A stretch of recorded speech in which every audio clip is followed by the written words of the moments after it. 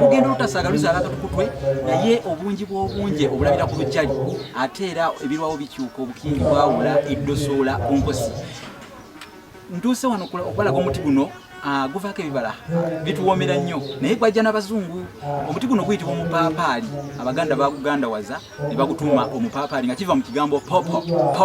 Omuganda teyeemenya yagutuuma mupaapaali naye nga abazungu bajja baguyita popo tree omupaapaali kati bwe baguyita omupaapaali. Guvaako ebibala ebirungi ddala ebibooma okuzaama era abaganda babeera najjo mu nsuku zaabwe, mu nnimiro zaabwe, mu maka gaabwe gino emipaapaali oba popo tree. Kati abaganda baguwa erinnya eddala baguyita omusokomerwa nnyonyi. Bakijja kuba nti n'ebinyonyi byagala nnyo okulya amapaapaali. Lwakuba nti kuno tekuliiko lyengedde nnyo wandibadde oba olyawo osanze ebinyonyi bisojjugula manyimanyi birina engeri y'okusojjugula amapaapaali. Wandirabye epaapaali nga lisonjuguddwa ekinyonyi ekimu kubanga ebinyonyi byagala nnyo amapaapaali agera bigawumirwa okukamala.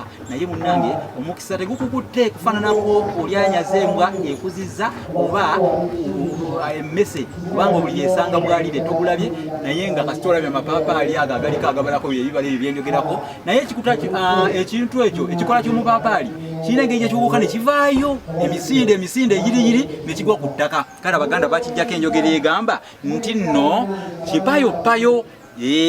Kipayopayo ng'ekikola ky'omupaapaali era ekikola ky'omupaapaali ekyo mu Luganda katukiyita ekipayopayo.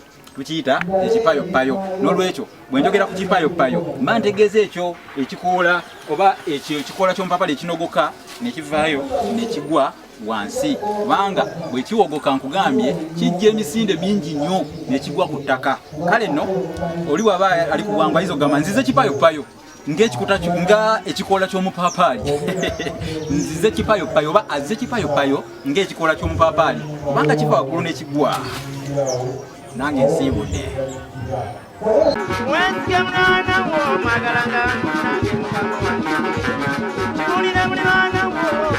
Obutesiga muliraana